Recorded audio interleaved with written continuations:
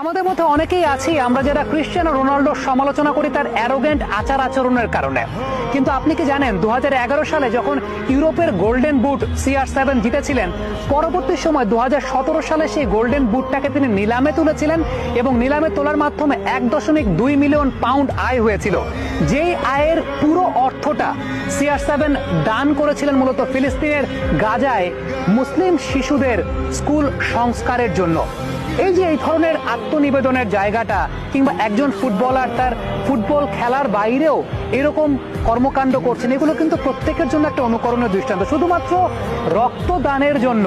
রক্তদানের জন্য তিনি শরীরে কোনো প্রকার ট্যাটু অঙ্কন করেন না। আমরা বিশ্বব্যাপী অনেক ফুটবলারকে দেখি যে শরীরব্যাপী ট্যাটু করছেন, এটা একটা ফ্যাশন বা আইকনিক একটা স্টাইল হিসাবে ব্যবহৃত হয়। বাট ক্রিশ্চিয়ানো রোনাল্ডো ট্যাটু ছাড়াই তিনি আইকনিক স্টার।